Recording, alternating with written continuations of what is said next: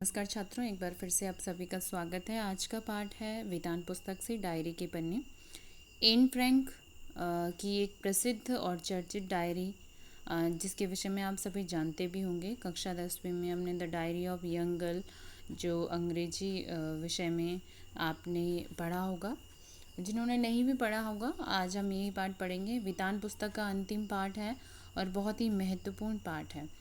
छात्रों, गद्य खंड से भी काफ़ी कुछ हमने पढ़ लिया है। पहलवान की ढोलक जो है वो अभी रिसेंटली पाठ हमने पूर्ण किया है और लाइव क्लासेस मैं बहुत जल्द लेने वाली हूँ, जिसमें जितने भी चैप्टर्स हैं, जो भी कन्फ्यूज़न या क्वेरीज हैं आपकी, वो मैं सॉल्व कर पाऊँ। और आज वेदांत पुस्तक का अंतिम पाठ हम पढ़ेंगे। बहुत ही महत्वपूर्ण पाठ है और बहुत ही चर्चित जो ये book the diary of young girl के नाम से प्रसिद्ध है, उसके बारे में हम जानेंगे। आइए पाठ प्रारंभ करते हैं। सबसे पहले एन फ्रैंक के जीवन के विषय में जान लेते हैं। छात्रों, पहले मैं आपको एक पाठ का जो मुख्य एम क्या है और पाठ क्यों हम सब पढ़ेंगे। द्वितीय विश्व युद्ध के एक महत्वपूर्ण दस्तावेजों में जो एक महत्वपूर्ण दस्तावेज में से महत्वपूर्ण एविडेंस जो हाथ लगा था कि सेकेंड वर्ल्ड वॉर में क्या हुआ था। आप सभी ने 10th तक हिस्ट्री पढ़ी है। एसएसटी में एक महत्वपूर्ण टॉपिक आपके पास नाजीवाद हिटलर रहा है और हिटलर के ही विषय में ये है कि किस तरह से हिटलर ने अपनी तानाशाही से अत्याचार किए थे और यहूदियों पे उन्होंने कितना अत्याचार किया था। उसी पर सेकेंड वर्ल्ड वॉर में क्या क्या घटनाएं हुई, वो सब हम सब देखेंगे। और सेकेंड वर्ल्ड वॉर का एक महत्वपूर्ण एविडेंस जो है, महत्वपूर्ण मैं बोलूँ एक गवाह के रूप में the diary of young girl जो पुस्तक है, वो हमें एक दस्तावेज मिलती है और उसी को संपूर्ण विश्व के सामने उजागर करने के लिए कि द्वितीय विश्व युद्ध में क्या हुआ था, कैसे देश इस विश्व युद्ध में अपना अस्तित्व खो चुके थे, वो सब हम इस पाठ के माध्यम से पढ़ेंगे। सबसे पहले एक और शॉर्ट चीज़ मैं आपको बता दूं कि एन फ्रैंक जो है मात्र 13 साल की एक लड़की है जो द्वितीय विश्व युद्ध से जूझ रही है। उसका परिवार छुपना चाहता है हिटलर के सैनिकों से, क्योंकि पूरे विश्व में युद्ध जो लड़ा जा रहा है उन पे यहूदियों पे अत्याचार हो जा रहा है और किस तरह से जो नाजी हैं वो यहूदियों पर अत्याचार कर रहे हैं। और जो एन फ्रैंक है वो भी यहूदी परिवार से है, तो इसलिए उसे भी छुपना पड़ रहा है ताकि क्या है उसके परिवार को क्षति न पहुंचे जाए। तो मात्र 13 साल की बच्ची जो है अपनी एक डायरी को ही सब कुछ मानती है। एक डायरी उसके पास है जो उसको उसके जन्मदिवस पर गिफ्ट की कर दी गई थी और उसके पास एक छोटी सी कपड़े की एक डॉल है जिसका नाम उसने किटी रखा है और किटी को ही संबोधित करते हुए वो डायरी लिख रही है। तो डायरी लेखन की जो एक महत्वपूर्ण कला है उसका भी हमें यहाँ पर पता चलेगा। तो उसी को हर चीज़ वो बताती है, वही चीज़ वो अपनी किटी को संबोधित करती है, क्योंकि द्वितीय विश्व युद्ध के दौरान उसके पास ये ना कोई दोस्त थे, ना उसके माता पिता के पास ऐसा समय था कि वो एन के साथ समय व्यतीत कर सके। इसलिए एन ने अपना एक माध्यम बना दिया कि वो अपनी सारी फीलिंग्स डायरी में लिखेंगे। आइए छात्रों पाठ पढ़ते हैं। एन फ्रैंक का जन्म 12 जून 1929 को जर्मनी के फ्रैंकफर्ट शहर में हुआ था। इन्होंने अपने जीवन में नाजीवाद को पीड़ा झेला। जैसे मैंने आपको बता दिया था कि हिटलर क्या था, नाजीवाद का ताना सहा था और उसी को उन्होंने सहा। इनकी मृत्यु फरवरी या मार्च, इसमें कन्फर्म नहीं, 1945 में जब सेकेंड वर्ल्ड वॉर चल रहा था, नाजियों के यातना गृह में हुई थी। यातना गृह मीन्स जहाँ पर वो पनिशमेंट देते थे। एन फ्रैंक की डायरी दुनिया की सबसे ज़्यादा पढ़ी गई किताबों में से एक है। यह डायरी मूलतः 1947 में डच भाषा में प्रकाशित हुई थी। सन 1952 में इसका अंग्रेजी में अनुवाद the diary of young girl शीर्षक से प्रकाशित हुआ। इस पुस्तक पर आधारित अनेक फिल्में, नाटकों और धारावाहिकों इत्यादि का निर्माण हो चुका है। सो छात्रों, पाठ का मैं सारांश ही बताऊंगी, बहुत डीपली हम पाठ में नहीं जाएंगे। आपके सभी के पास बुक भी है। मेरा उद्देश्य यह है कि आपको पाठ अच्छे से समझ में आ जाए। सो प्रारंभ करते हैं। ये डायरी डच भाषा में 1947 में प्रकाशित हुई थी। इसके बाद यह the diary of young girl शीर्षक से 1952 में प्रकाशित हुई थी। यह डायरी इतिहास के एक सबसे आतंकप्रद और दर्दनाक अध्याय का साक्षात अनुभव बयान करती है। हम यहाँ उसी भयावह के दौर को किसी इतिहासकार की निगाह से नहीं, बल्कि सीधे साधे भोले से जो पाठक है उनकी निगाह से देखेंगे। यह एक भुगता ऐसा है जिसकी समझ और संवेदना बहुत गहरी तो है ही, उम्र के साथ आने वाले परिवर्तन को पूरी तरह अछूती भी है। अब छात्रों, कंफ्यूज होने की कोई आवश्यकता नहीं है। जो लड़की है एन, मात्र 13 साल की है। उसने नाजियों का जो कष्ट झेला सेकेंड वर्ल्ड वॉर में, वो अपनी डायरी में लिखती है और साथ में ही सॉरी अपने जीवन में होने वाले परिवर्तन को भी वो इस डायरी में लिखती है। सो महिलाओं के जीवन में हो रहे परिवर्तन को भी हम इस पुस्तक में देखेंगे। महिलाओं के प्रति जो पुरुषों की सोच है, समाज की सोच है, वो भी एन फ्रैंक ने अपनी डायरी में लिखा है। इस पुस्तक की भूमिका में लिखा गया है, इस डायरी में भय, आतंक, भूख, मानवीय संवेदनाएं, प्रेम, घृणा और बढ़ती उम्र की तकलीफ़ें, हवाई हमले का डर, पकड़े जाने का लगातार डर, 13 साल की उम्र में सपने, कल्पनाएं, बाहरी दुनिया से अलग थलग पड़ जाने की पीड़ा, मानसिक और शारीरिक ज़रूरतें, हंसी मजाक, युद्ध की पीड़ा, अकेलेपन, सभी कुछ है। यह डायरी यहूदियों पर ढाए गए जुल्मों का भी एक जीवंत दस्तावेज है। द्वितीय विश्व युद्ध के समय हॉलैंड के यहूदी परिवार को जर्मनी के प्रभाव के कारण अकल्पनीय यातनाएं सहनी पड़ी थी। उन्होंने गुप्त तहखानों में छिपकर जीवन रक्षा की और उसी के प्रभाव के कारण उन्होंने बहुत कुछ सहा और रक्षा की। जर्मनी के शासनकाल में गैस चैम्बर का फायरिंग स्क्वाड के माध्यम से लाखों यहूदियों की मौत के घाट उतार दिया गया था। तो छात्रों, सबसे पहले क्या है, मैं इसका मेन शॉर्ट फॉर्म में सारांश बताती हूँ आपको अभी पाठ प्रारंभ करने से पहले।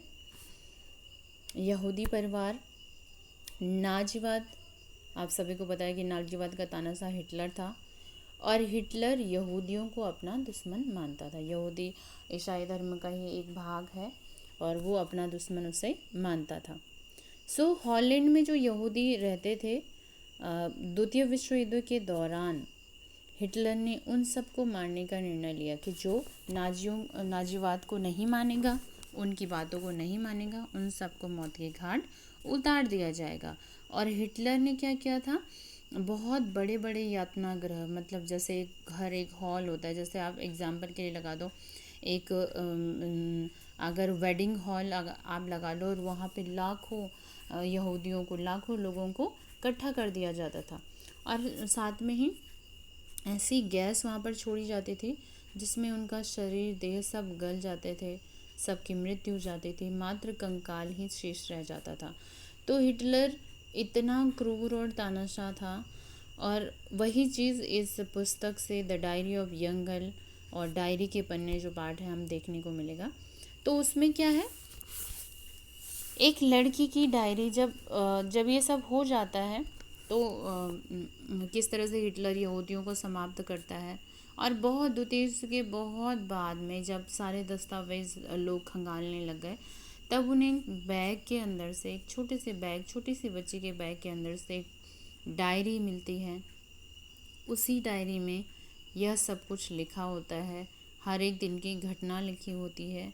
और बाद में ही जब ये आभास हुआ कि ये सबसे महत्वपूर्ण और सबसे चर्चित विषय है द्वितीय विश्व युद्ध की, तो वह प्रकाशित इनकी मृत्यु के बाद, काफ़ी समय के बाद, द्वितीय विश्व समाप्त होने के बाद वह प्रकाशित हुआ the diary of young girl में, डच भाषा में। और वह लिखा किसने था, एन फ्रैंक ने। एन मात्र एक 13 साल की लड़की है जो कि क्या लिखती है अपनी डायरी में, सब कुछ लिखती है, क्योंकि उसके माता पिता के पास टाइम नहीं है, उसके भागते ही रहते हैं क्योंकि कहीं हिटलर के सैनिकों ने मार ना दें। उसकी बड़ी बहन है, उसके पास भी समय नहीं है। 13 साल की एन सेंसिटिव चाइल्ड है, वो स्पेशल चाइल्ड जिसे हम कहते हैं वो है। अपनी फीलिंग्स वो किसी से बयां नहीं कर पाती, इसीलिए उसके पास जो कपड़े की डॉल है किटी, उसका नाम उसने रखा है किटी, और किटी को ही संबोधित करते हुए वो डायरी में सब कुछ लिखती है और उसी डायरी को आज हम पढ़ेंगे। Clear to everyone? सो आइए छात्रों, आप क्या कह रहे हैं? ऐसे समय में दो यहूदी परिवार 2 वर्ष तक एक गुप्त आवास में छिपे रहे। इनमें से एक फ्रैंक का परिवार था, दूसरा था वान दंपति। एन ने गुप्त आवास में बिताए 2 वर्षों की जीवन अपनी डायरी में लिखा और यह डायरी 2 जून 1942 से 1 अगस्त 1944 तक लिखी गई। 4 अगस्त 1944 को किसी भी सूचना पर ये लोग पकड़े गए और 1945 में एन की अकाल मृत्यु हो गई। एन ने अपनी किटी नामक गुड़िया को संबोधित करते हुए ये डायरी लिखा, जो कि उसे अच्छे दिनों में उसके जन्मदिन पर उपहार मिले थे। अब शुरू हो गई बुधवार 1942। इस दिन एन फ्रैंक गुप्त आवास जाने पर के विषय में लिखती है। उसकी बड़ी बहन को AHS से बुलावा आने पर घर के कुछ लोग गुप्त आवास पर जाने की तैयारी करते हैं और यह उनके जीवन की सबसे बड़ी कठिन समय था। एन ने अपने बेले में थैला है, एक थैले में अजीबोगरीब चीज़ भर डाली। उसने सबसे पहले अपनी डायरी रखी, क्योंकि लेखिका के स्मृतियों और पोशाकों की तुलना में उसको अधिक महत्वपूर्ण थे। एन व वानदान परिवार वाले गुप्त आवास पर की व्यवस्था करने लग गए। अब आगे क्या होता है? गुरुवार 9 जुलाई 1942 में इस दिन वे अपने छुपने के स्थान पर पहुंचे। यह एक गुप्त आवास उनके पिता का ऑफिस था। वह घर के कमरों के बारे में बताती है। यह भवन गोदाम व भंडार गृह था, क्योंकि एन के जो फादर थे वो मसालों का बिजनेस किया करते थे और मसालों का जो गोदाम था वहाँ पर उन्होंने छुपने का विषय बनाया। सो क्या कर रही है एन आगे कि जो भंडार था वो सब चीज़ उन्होंने अपना रहने के लिए वहाँ पर रखे। भंडार मीन्स एन के फादर के जो मसालों का बिजनेस था, जो मसालों का गोदाम था, वहाँ पर उन्होंने छुपने का निर्णय लिया, क्योंकि बाहर से वो ऐसा कुछ दिखता नहीं था, इसलिए हिटलर के जो सैनिक है वो उन्हें आसानी से ढूंढ भी नहीं पाते। यहाँ इलायची, लौंग, जीरा, काली मिर्च वगैरह पीसे जाते थे। गोदाम के दरवाज़ों से सटा हुआ बाहर एक दरवाज़ा है, जो कि ऑफिस में प्रवेश का दूसरा दरवाज़ा है। सीढ़ियाँ चढ़कर ऊपर पहुँचने पर एक और दरवाज़ा है, जिस पर शीशे की खिड़कियाँ हैं और जिस पर काला शीशा लगा हुआ है। इस पर कार्यालय लिखा है। इसी कमरे में दिन के समय पोप मेप और मिस्टर क्लीमेंट काम करते हैं। एक छोटे से गलियारे में दम घोटू अंधियारे से सने युक्त एक छोटा सा कमरा क्या है, बैंक ऑफिस है, और यही मिस्टर क्या है, डॉलर या वानदान बैठते हैं। मिस्टर कुगलर के ऑफिस से निकलकर तंग गलियारों में प्राइवेट ऑफिस है। नीचे की सीढ़ियाँ वाले गलियारों में क्या है, दूसरी मंजिल को रास्ता जाता है जो गली की तरफ खुलता है। यहीं पर एन फ्रैंक व उसका परिवार रहता था। तो ये एन ने अपने स्टोरी में लिखा कि जहाँ पर उन्होंने अपने घर से छोड़ने के बाद, पहले भाग में एन ने लिखा कि घर से सब कुछ ठूंस दिए, मोटे कपड़े हमने पहन लिए और उसके बाद हम पापा के जो ऑफिस में है वहाँ पर छुपने का हमने क्या बोला निर्णय किया। एन आगे भी लिखती है कि ज़्यादा कपड़े मैंने नहीं रखे, सिर्फ मैंने एक डायरी रखी, अपनी बेटी को रखा, और जो पूरी फैमिली में जो दोनों परिवार थे उन्होंने अपना घर छोड़कर वो क्या कहाँ रहने लगे, जो उसके पिता का जो ऑफिस था मसालों का, जो जहाँ पर वो बिजनेस करते थे, वहाँ पर उन्होंने रखा। शुक्रवार 10 जुलाई 1942, इस दिन इन गुप्त आवास के पहले दिन का वर्णन करती है। इन जो यहाँ का वर्णन कर रही है, इन्हें लिखा, यहाँ पहुँचने पर उसकी माँ व बहन बुरी तरह से थक जाते हैं। एन और उसके पिता अपने नए आवास को व्यवस्थित करने का प्रयास करते हैं। वे सभी बुरी तरह से थक जाते हैं। बुधवार तक तो उन्हें यह सोचने की फुर्सत भी नहीं थी कि उनकी ज़िंदगी में कितना बड़ा परिवर्तन आ चुका होगा। और शनिवार 28 नवंबर 1942 वह बताती कि इन दिनों में वे बिजली और राशन से ज़्यादा खर्च कर चुके हैं। उन्होंने किसी से किफ़ायत करनी होगी ताकि बिजली कट न लगे। 4:30 बजते ही अंधेरा हो जाता है। उस समय पढ़ा नहीं जा सकता। ऐसे समय में वे उलूल जुलूल हरकतें से गुजारते हैं। दिन में पर्दे नहीं हटा सकते। अंधेरा होने के बाद पर्दे हटाकर पड़ोस में ताक झांक कर लेते थे। एन लिखती है कि डसेल के बारे में बताती है कि वे बच्चों से बेहद प्यार करते हैं। उनके भाषण सुनकर वो बोर हो जाती हैं। वह उनकी अनुशासन संबंधित बातों को नहीं सुनती। वे चुगलखोर हैं। वे सारी बातों की रिपोर्ट मम्मी को दे देते हैं और मम्मी से मुझे उपदेश सुनने पड़ते हैं। ऐसा कौन कह रहे हैं? एन। मिस्टर डसेल जो हैं उनके पापा के ऑफिस में काम करते हैं और उन्हीं के साथ रहते हैं। तो इसलिए एन कह रही है कि मैं उनसे कोई भी बात नहीं करती क्योंकि वो फिर मम्मी को बता देते हैं। आगे कह रहे कभी कभी मैं 5 मिनट बाद उनसे बुलावा लेती थी। हर समय डांट फटकार और दुलार जाना आदि झेलना आसान नहीं होता। रात को बिस्तर पर लेटकर एन अपनी कमियों व कार्यों के बारे में सोचती हैं तो उसे हंसी व रोना दोनों ही आते हैं। यह स्वयं को बदलने की कोशिश है। तो छात्रों ये हमने आज पाठ की शुरुआत की है। The diary of young girl, एक यहूदियों के जुल्मों की कहानी। यहूदियों पर कैसे जुल्म किया गया था। एन फ्रैंक जो मात्र 13 साल की लड़की है। ऑटो फ्रैंक उनके पिता ने उनकी जो 1947 में the diary of young girl के नाम से यह डायरी प्रकाशित की थी। और द्वितीय विश्व युद्ध का भी एक महत्वपूर्ण यह प्रमाण है। किस तरह से ये इस बुक ने the diary of young girl ने पूरे इतिहास को बदल दिया था और किस तरह से यहूदियों पर जो अत्याचार हुए उसको उजागर किया है।